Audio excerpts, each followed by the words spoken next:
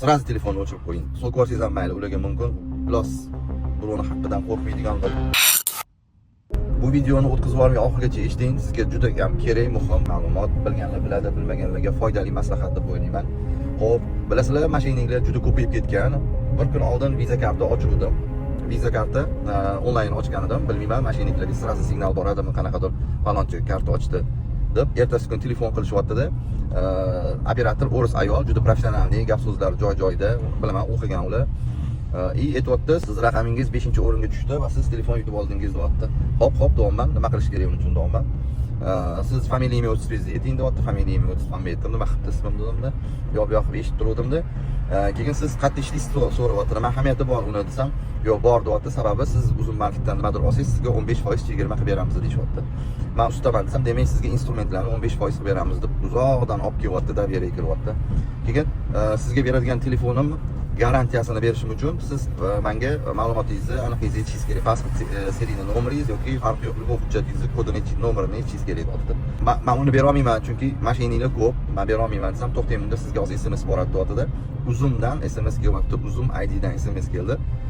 U SMS men Uzumni registratsiya qilganimda kodni o'sha joyga kelardi-da, o'zi original ularning SMSi. Lekin u mashinniklar shularning nomidan jo'natdi-da.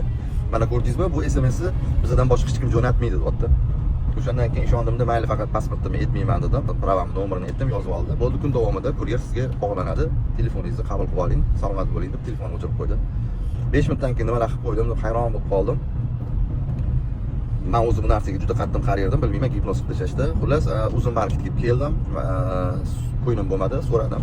Sizlarda mana shunaqa narsa bormi? Telefon o'yin prizlar bormi desam, yo'q, siz mashinaga ko'chiribsiz, siz birinchi oxirgi emassiz, juda ko'p anaqa qilishyapti dedi.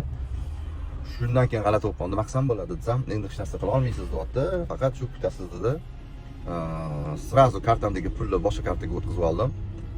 Qo'ldan kelgancha qiladiganlarimni qildim. Ish qilib hozir kutib o'tiribman. Men nomimga hech kredit yoki bir narsa olmasin deb. Xo'p. Hozir kartamga pul tashlashga ham qo'rqib qoldim. Siz bu xatoni qaytarmasligingizni men so'rab qolardim. Chunki juda nima deydi, o'zimga qattimman deydigan bo'lsangiz hamchi, kerak bo'lsa gipnoz qilib tashlar ekan, o'zingiz bilmay qolar ekansiz. Bilmayman, o'shanda kayfiyatim yaxshimi deb ishonib qoldim.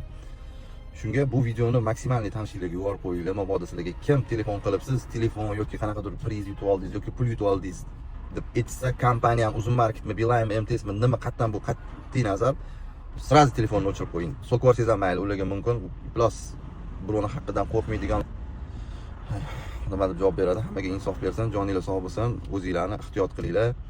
Hamma narsaga ishonib qolavermanglar.